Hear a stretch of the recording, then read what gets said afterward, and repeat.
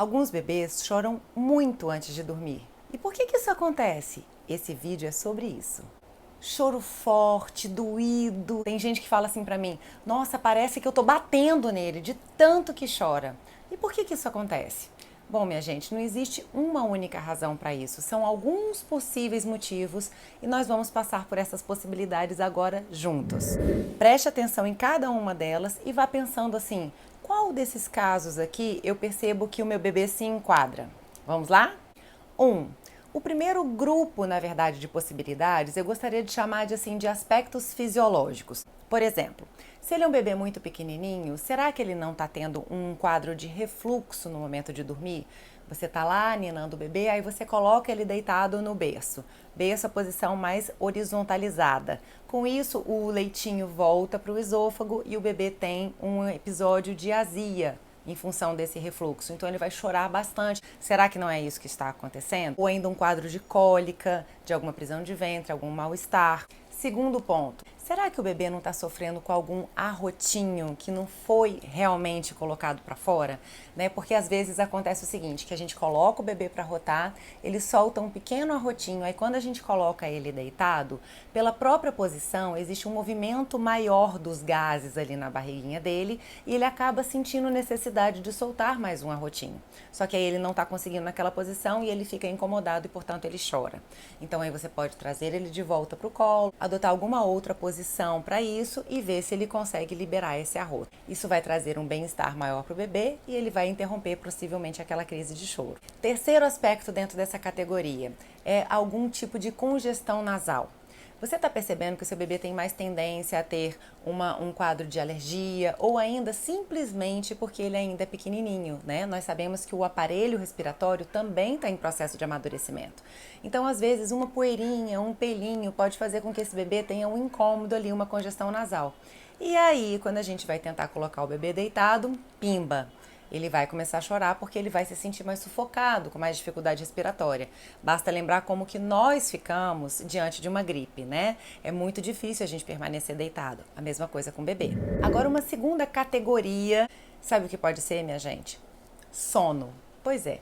O sono pode estar acarretando uma série de alterações ali no bebê e ele manifesta isso através do choro. Vamos falar sobre ela? O primeiro dos aspectos é a tão famosa janela de sono.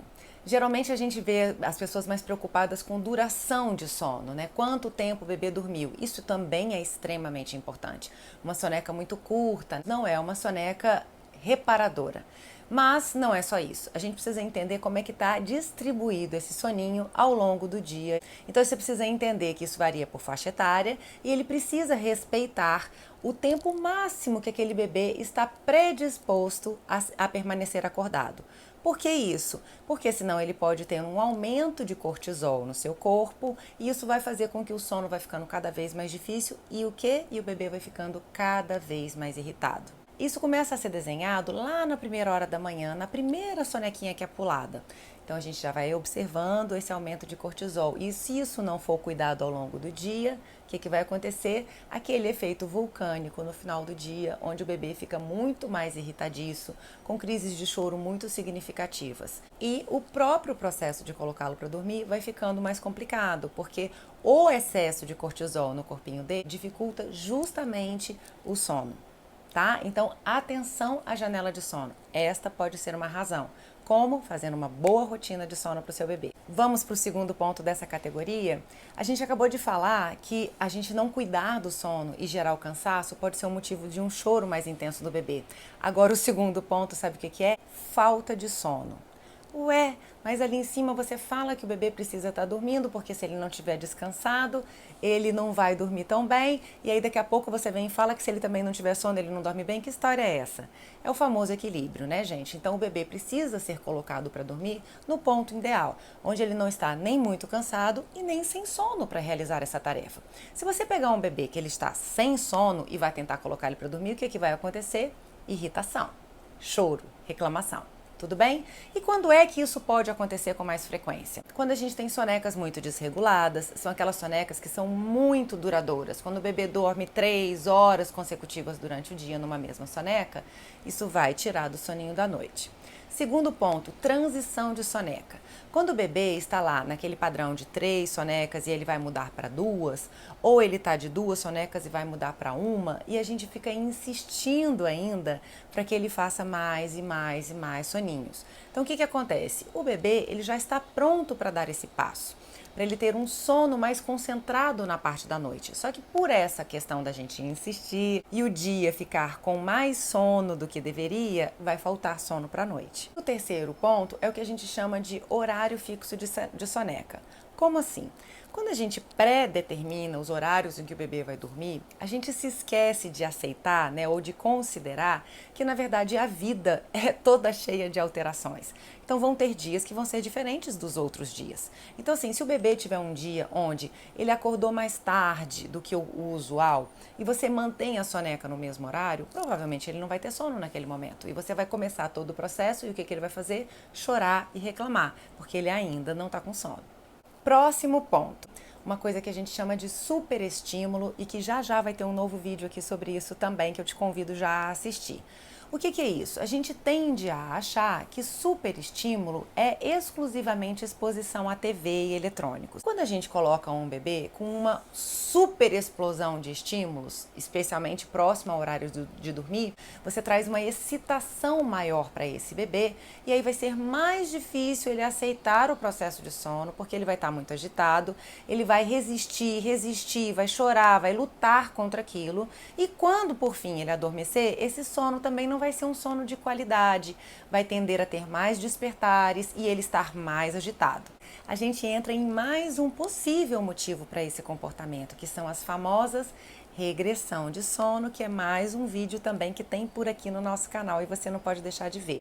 Então o bebê ele vai ter mais dificuldade de vivenciar um sono mais reparador, mais longo. Então é aquele caso daquele bebê que estava num padrão já bom de sono e daqui a pouco começa a acordar de hora em hora, muito choroso, muito irritado, vai tentar fazer uma soneca durante o dia, não consegue de jeito nenhum, porque é aquela luta, aquela dificuldade, observa de perto, né, vê como é que tá todos os outros aspectos que a gente falou até agora. Se tiver tudo direitinho, tente perceber se não está acontecendo uma regressão de sono, que pode ser a justificativa. E agora, finalmente, eu deixei por último aquele ponto que eu acho mais interessante de todos, que tantas e tantas vezes a gente esquece de considerar. Alguns bebês, eles sentem uma necessidade muito grande de vivenciar esse momento do choro no pré-sono, porque ele vivencia o que a gente chama de liberação das emoções. Então, às vezes, os bebês eles podem estar se sentindo um pouquinho mais inseguros, incomodados, com um pouquinho de medo de alguma coisa. E aí é através desse chorinho, dessa liberação dessa emoção, é que ele consegue encontrar o relaxamento que ele precisa, tá? Eu gosto de fazer esse contraponto. Imagina que você teve um dia terrível no trabalho, que foi pesado, que foi difícil, e aí você chega em casa, você está tão estressada, que aí quando você encontra o seu marido, né, a sua mãe, o que você faz? Você chora.